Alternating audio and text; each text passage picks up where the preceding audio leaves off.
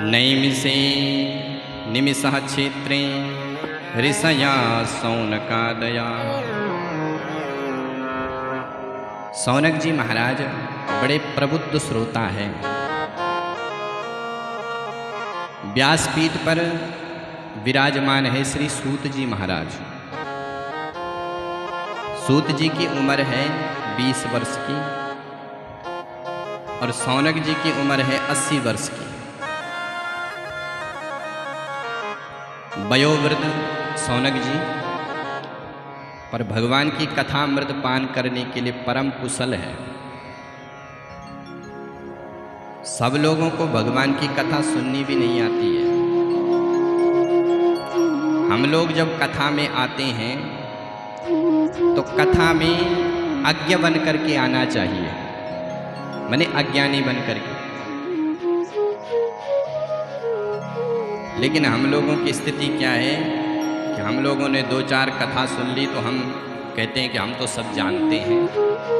विज्ञ बन करके कथा में आते हैं और केवल नाप तोल करते हैं कि पिछले वाले व्यास जी ने तो ऐसा कहा था, इन्होंने तो ऐसा बोला।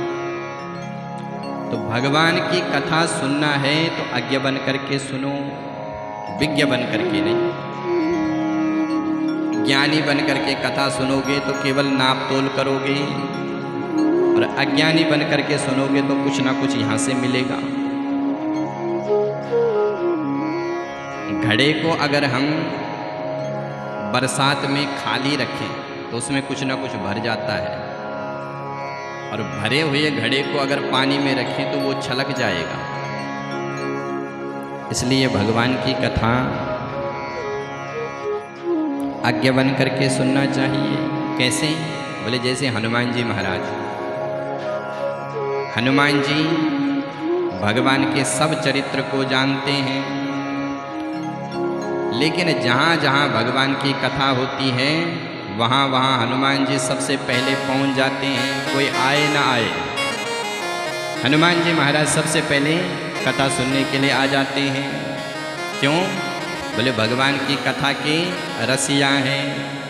प्रभु चरित्र सुनिबे को रसिया, प्रभु चरित्र सुनिबे को रसिया, प्रभु चरित्र सुनिबे को रसिया, प्रभु चरित्र सुनिबे को रसिया।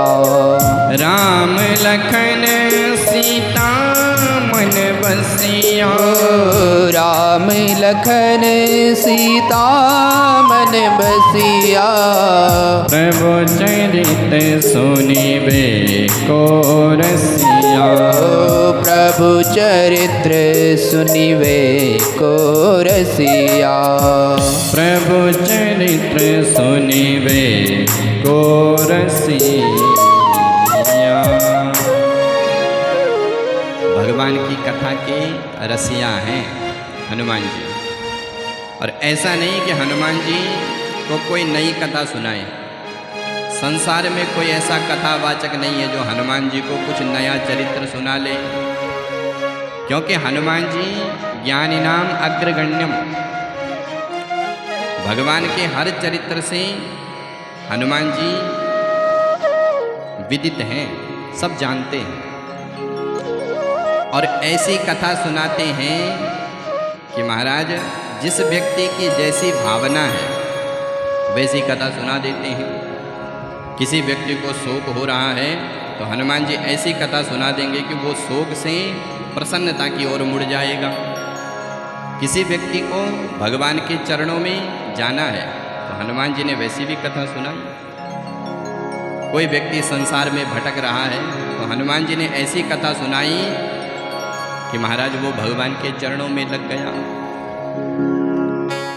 माँ जानकी अशोक वाटिका के नीचे शोक मग्न बैठी हुई थी।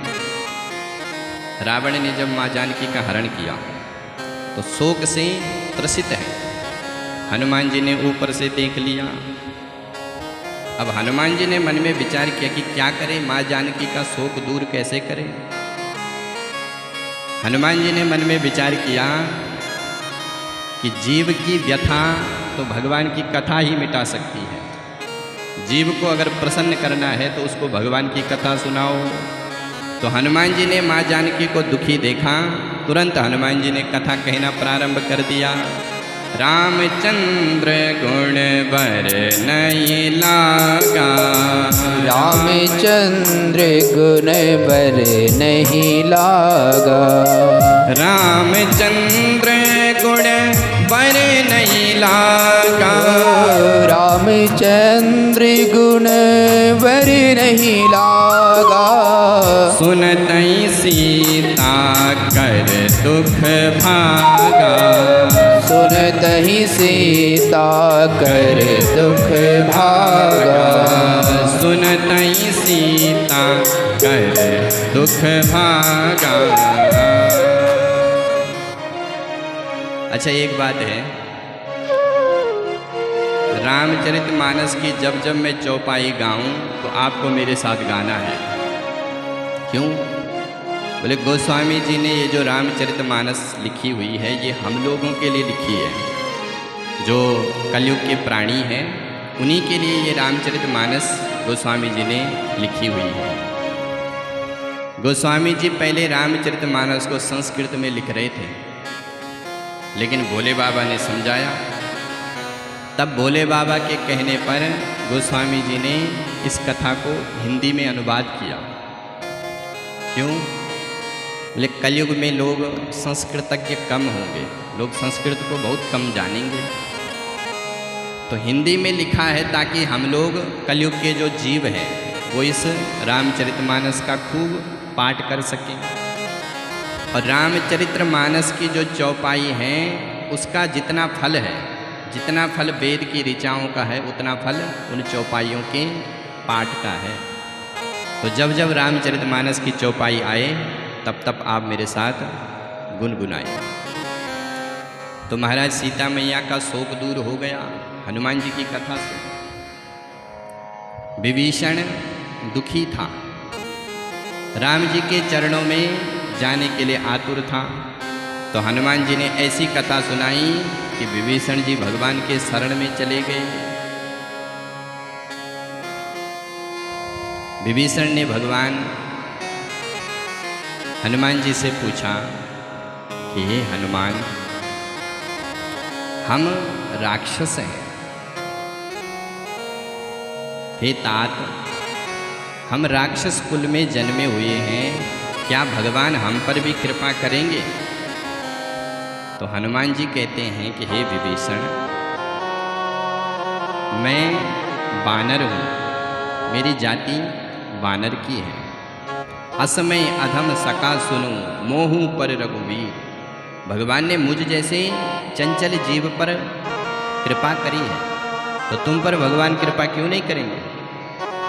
ऐसी कथा सुनाई कि विभीषण जी दिन में नहीं आधी रात 12 बजे भगवान के शरण में गए और भगवान ने विभीषण को स्वीकार कर लिया। हनुमान जी ने सुग्रीव को कथा सुनाई। कैसी कथा? बोले भय देने वाली। सुग्रीव ने जब राम जी से कहा कि प्रभु आपने बाली को मार दिया है, हमारा कार्य आपने पूरा किया और अब हम आपका कार्य करेंगे, पर आपको 4 महीने तक इंतजार करना पड़ेगा वर्षा ऋतु में। तो 4 महीने तक राम जी लक्ष्मण जी के साथ प्रवर्षण पर्वत पर रहे और इंतजार किया। जब 4 महीने बीत गए तो वर्षा विगत शरद ऋतु आई। जब शरद ऋतु आती है तो राम जी ने लक्ष्मण जी से कहा कि हे लक्ष्मण, हमें लगता है कि सुग्रीव ने अपना किया हुआ वादा भुला दिया।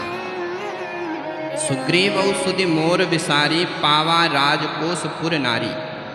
उसको संसार मिल गया, उसका खोया हुआ राज्य उसको मिल गया, उसकी हरण की हुई पत्नी उसको मिल गई, राज्य उसको प्राप्त हो गया और उसने मेरी जो सुधि है वो भुला दिया। तो राम जी ने लक्ष्मण जी से कहा कि लक्ष्मण मेरा वो धनुष बाण लेकर के आओ।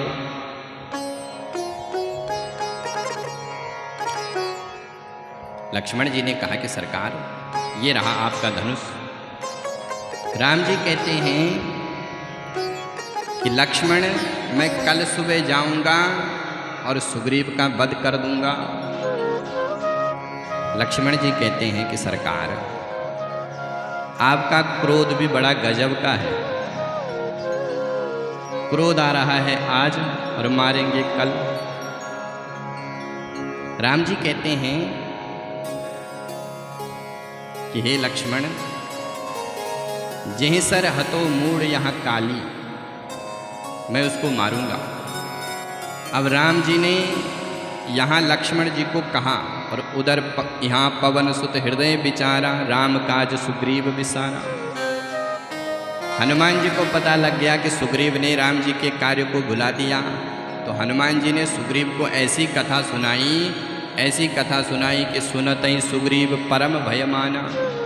हनुमान जी कहते हैं कि सुग्रीव, तुम्हें पता है कि जिस रास्ते से बाली गया वो रास्ता छोटा थोड़ी है। उस रास्ते से बाली जैसे अनेक बानर जा सकते हैं। हनुमान जी कहते हैं कि सुग्रीव, जिस बाण से भगवान ने बाली को मारा वो बाण पता कहाँ गया? सुग्रीव कहते हैं, हाँ महाराज, मैंने देखा, वो तो राम जी की तरकस में चला गया। बोले तो उसी बाण से कल तुम्हारी भी मृत्यु होने वाली है, इसलिए सावधान हो जाओ। तो सुनत ही सुग्रीव